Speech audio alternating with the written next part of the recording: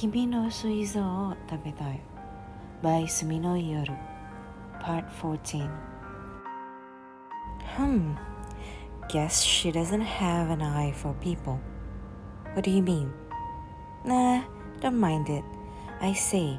So even you were once a pure boy with a fleeting love, huh? So I'm just asking out of courtesy. But what about you? I guess I've had 3 boyfriends up till now. But just so you know, I was serious about all of them. There are quite a few people out there that say love in middle school is just fun and games. But I think those people are just fools and they aren't responsible in their own love for others. Her manner of speaking and facial expressions were both inflamed with passion, and her breath closed in on me. I moved back a little. I wasn't good with heat. Incidentally, with her looks, it was quite believable that she had 3 boyfriends before. She didn't wear much makeup, and while she wasn't a head-turning beauty, her facial features were dignified. Hey, don't pull away. I'm not pulling away, but I think there's a little cream on your nose. Huh? The girl who didn't understand made an utterly silly face. If it was that face, maybe she wouldn't have had any boyfriends. After a while, she finally noticed it and hurriedly wiped her nose with a wet wipe. Before the cream on top of her nose disappeared, I stood up from my seat. My plate was already empty. I got myself a new plate, intending to get something sweet this time. But just as I was about to move deeper into the store, to my good fortune, I spotted my favorite warabi mochi. So I decided to appropriate some of the brown sugar syrup that sat beside the plates. After snapping out of my captivation with the odd-like oozing of the brown sugar syrup, I poured myself a cup of coffee. While deliberating on how to deal with the girl when she was in a bad mood, I slipped through the spaces within the crowd of high school girls to return to our table. Contrary to my expectations, she was in high spirits. However, I was unable to take my place at the same seat I had been using up till just now. Her smile deepened as she saw me nearing the table. Probably having noticed her expression, the person sitting on the seat that should have been mine looked my way. The surprise she felt quickly made itself apparent on her face. As for me, I felt like she was someone I had seen before. Sakura? And is that gloomy-looking classmate Kun? I finally remember just who that girl, who seemed even more indomitable than her, was. If I wasn't mistaken, she was the girl who tagged along with her rather often. And if I remember correctly, she was part of some sports club. Yep, Kyoko. Why are you so surprised? A verbal classmate Kun. This guy is my best friend, Kyoko. The smiling girl, her confused friend, and the cautious me who carried a plate and a cup. While I lamented in my heart that things would probably become troublesome again, I placed the cup and the warabi mochi on the table and sat down on an empty seat for now. For better or for worse, she and I had been shown to a table for 4. From between the 2 girls that sat across each other, I was able to see the both of them without any conscious effort. Huh? Sakura, you mean you get along with gloomy-looking classmate Kun? Yeah, I already told Rika when she asked that we got along. She smiled at me a little. Her best friend seemed to grow even more confused because of her smile. But I heard from Rika that you were just joking.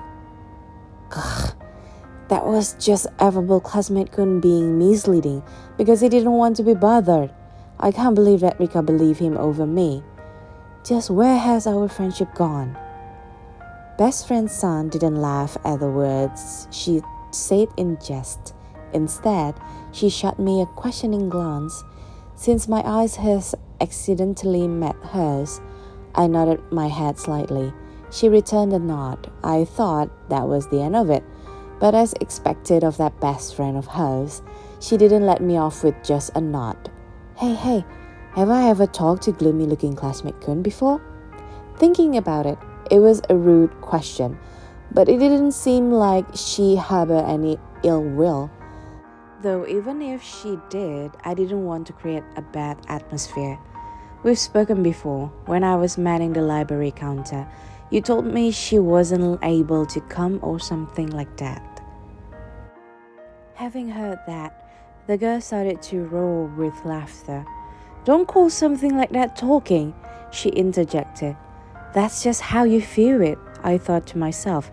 But even the concerned person's supposed best friend's son muttered, I wouldn't call that talking either. Well, to me, and to best friend's sons, whatever it was a non-issue. Is this okay, Kyoko? Aren't your friends waiting for you at your seat? Ah, yeah, it's about time I go. Hey, Sakura, it's not like I have any objections or anything. I'm just asking. Best friend's son stared at her face, only looking at my face just once. This is the second day in a row, and not to mention, it's just the two of you in a place that's full of girls and couples. When you said that the two of you get along, did you mean in that way? Nope. Since she had so confidently refuted her, I swallowed the denial that lay at the tip of my tongue. I couldn't say that I liked the situation with the two of them getting worked up. Right after letting loose a relief expression, best friend San immediately scrunched her face in dubiousness and looked right back at me. So, what are the two of you? Friends? I already told you we get along. That's enough from you, Sakura, since you tend to not to talk sense sometimes. Gloomy-looking classmate Kun, is it right to say that you're only friends with Sakura? I guess only a best friend could understand her that well. I thought about how to deflect the stray bullet that had inexplicably locked onto me and gave the most suitable reply I could muster. I guess we get along. I looked at both their faces simultaneously. One was strained and appalled, while the other was grinning from ear to ear.